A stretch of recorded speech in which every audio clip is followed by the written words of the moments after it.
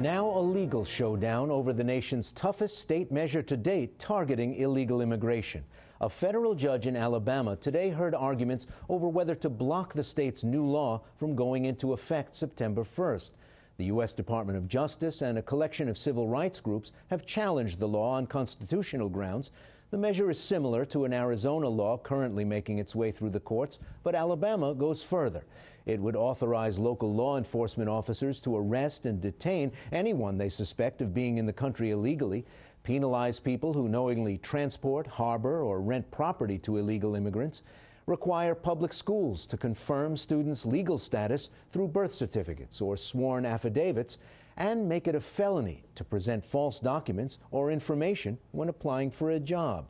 We get two views now from Kansas Secretary of State Chris Kobach, a constitutional lawyer who helped write the Alabama law, and Mary Bauer, legal director for the Southern Poverty Law Center, one of the groups that filed a lawsuit against the state. And Ms. Bauer, the civil rights groups and the U.S. government went first today, so let me ask you, what was the main thrust of their argument before the district court judge?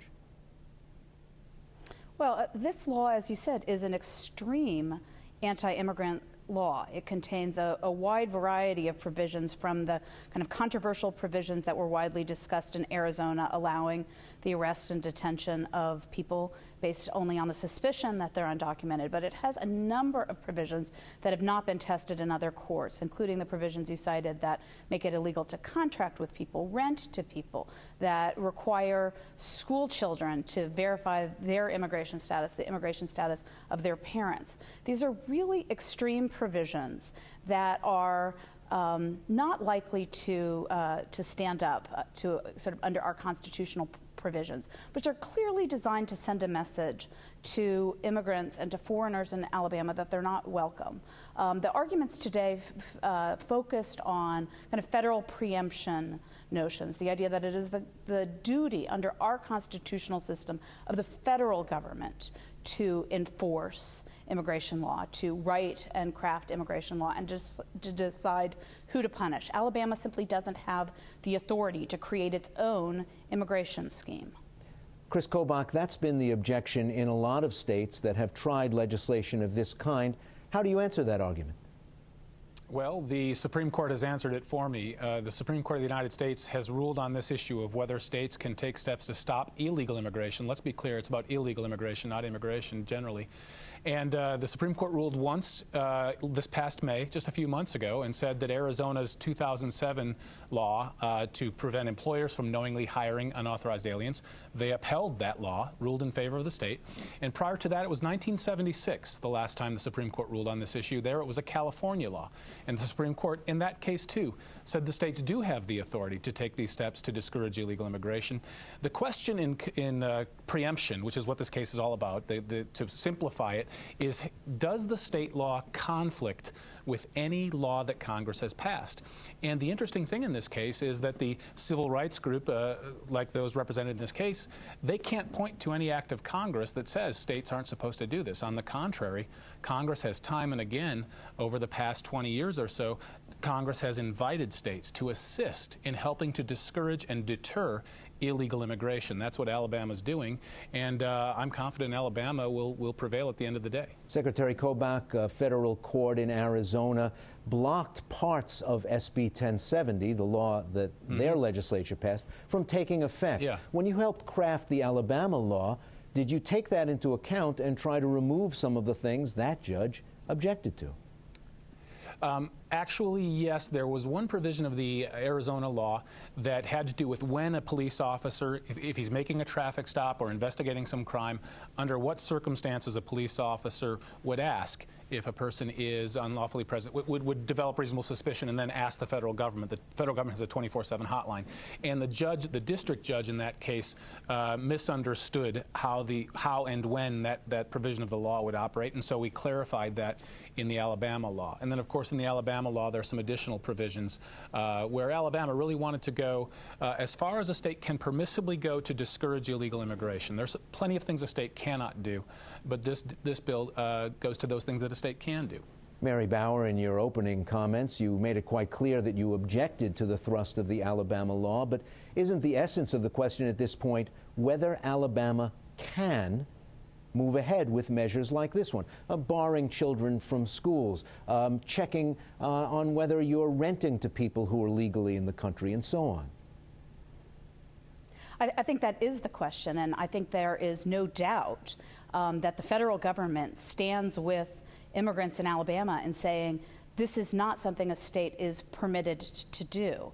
And so when Mr. Kobach advises the state of Alabama that this law is permissible and advises them that the Department of Justice will not enter, he got it wrong. Every court that has looked at the core provisions of a law like this has declared it unconstitutional. Every court that has looked at the detention provisions of this bill has said this cannot stand. A state is not permitted to do this. And we have every hope that the outcome will be the same in Alabama with these incredibly extreme, radical provisions that have not been adopted in other places. Secretary Kobach, how about that? Haven't the laws, similar laws in Utah, in Georgia, and Indiana, been blocked in their implementation? Yeah, preliminary injunctions have been issued, but let's be clear, the standard for a preliminary injunction is very different, and that's what's being argued today in Alabama. The standard for when a judge decides, are we going to preliminary put this law on ice until I finally decide the case, that's different from a final decision. And when you look at final judgments, laws like this, and I've helped cities, states, and counties work on laws like this, do survive in court, like the example of the U.S. Supreme Court's decision in May. And I would caution that whether the U.S. Justice Department sues or not is not a fair indicator of whether something is correct. When I worked at the U.S. Justice Department under Attorney General Ashcroft, we would never have dreamed of suing a state that was trying to assist the federal government in discouraging illegal immigration. Things have changed at the Obama Justice Department, and they've brought these suits, which are totally unprecedented and indeed unnecessary. Groups like the SPLC and the ACLU had already launched this lawsuit, so it wasn't necessary for the Justice Department to spend our taxpayer dollars suing Alabama. So the notion that this was all about whether the Justice Department would sue is incorrect. The question is, does a state have the authority? And under the precedents of the United States, they do. My colleague opposite has made the claim that these are radical measures. Hardly. In fact, in every one of the 50 states, police officers exercise this authority all the time. They pull someone over for speeding. The federal government has a 24/7 hotline, and if the police officer says, this doesn't look right, there's 10 people crammed into a 6-person car, they're acting evasively, and I have reasonable suspicion something's going on here, the federal government allows the officers to discretionarily say, hey, I'm going to make that call. In Alabama, all they're doing is standardizing the practice and saying, Let okay, me we put want it to that be to a Mary standard. Bauer. Is the Secretary of State right that the federal government has already been using local law enforcement around the country to assist in detaining and eventually deporting illegal immigrants? Sure, but not in this way, not in a way that allows states to arrest and detain people without real evidence based solely on what they look like, on some reasonable suspicion, which is not defined, that someone is undocumented, not under circumstances like this. This law criminalizes the act of churches in transporting immigrants to church. This law creates a civil cause of action for citizens who simply think that the sheriff is not doing an aggressive enough job in enforcing the law. It contains provisions that are way beyond anything that has been that have been passed anywhere else. And for a state like Alabama, with a tiny immigrant population and which is desperately poor, it is really about political posturing. It's not about any kind of policy that is needed to fix any kind of problem that exists in the state of Alabama. It's political posturing by legislators and by people like Mr. Kobach. Mary Bauer, Chris Kobach, thank you both. Thank you.